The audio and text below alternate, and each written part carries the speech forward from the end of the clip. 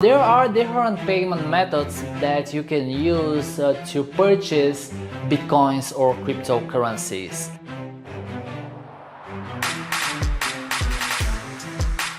The most popular one is using your credit card or debit card, and the good thing is that usually the purchase is instant and you buy the asset on the current price. The downside of buying bitcoins with your credit card is the fact that most of the exchanges will charge you relatively higher fees. Now, by the time I'm recording this video, the fees are somewhere between 1.5% and 5%. Okay, so 5% as a fee is not small when you buy bitcoins, right? But there are times when I prefer to buy with my credit card because I want to catch a nice movement from the Bitcoin.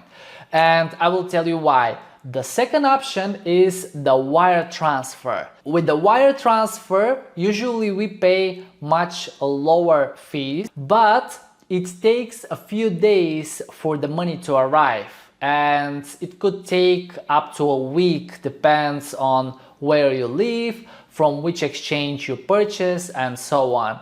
And now keep in mind the following. The price for the Bitcoin went from 20,000 to 30,000 very quickly for a few days. And after that, from 30,000 to 40,000, when I was buying Bitcoins at that moment, I decided to use my credit card. Even I paid on some of the exchanges 2, 3, up to 5% as a fee. But if I used wire transfer at that moment and the money would arrive in a few days, then the price could be much higher than 5%. Okay, so if the Bitcoin rises with 10% until your wire transfer arrives, then you would be buying it at a much more expensive price, right? You would better pay the 5% fee for the credit card. When the money arrives, this is when they will lock the rate. You send your money with a wire transfer, which is the cheapest option, but it could turn out that it's not cheaper if the price goes $5,000, $10,000 in a few days, and we saw already that this is possible with the Bitcoin, okay?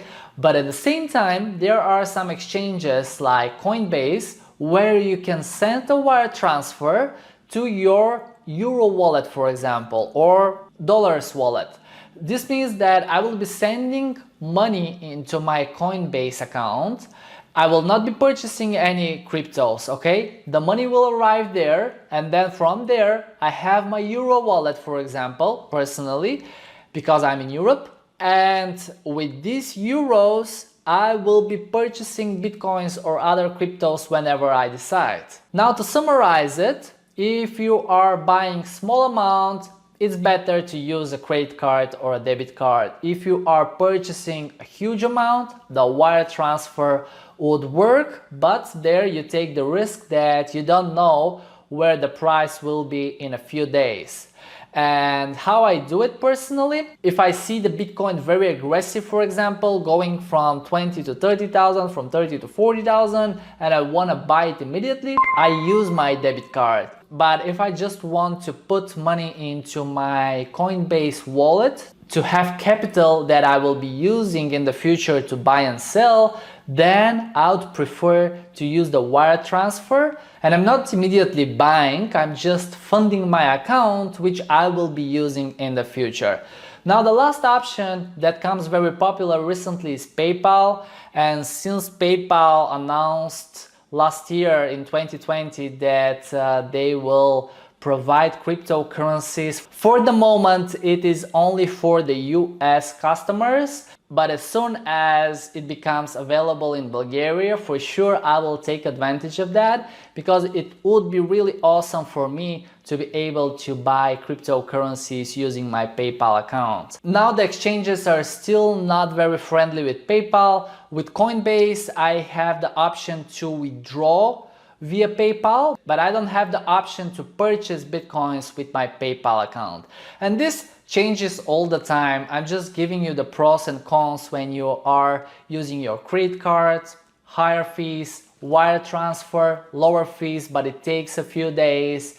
And PayPal, it will become popular. Actually, when they announced in 2020 that they are offering cryptocurrencies, that pushed the Bitcoin higher. Alright, so before you decide which exchange you want to use, make sure that you check the different payment methods they offer. And of course, with the time, the exchanges try to provide more and more options to their clients, because obviously they profit when we use the exchanges. They want to offer the clients a variety of different payment methods, so it will be easier for the people to purchase cryptocurrencies. Of course, if your bank blocks that, that's a different story. You really cannot do a lot, and as I said, I had a lot of hard times when actually my bank blocks the purchase and I just failed to send the money and I cannot buy cryptocurrencies. That was very hard back in 2017, but now it got a little bit easier in Bulgaria.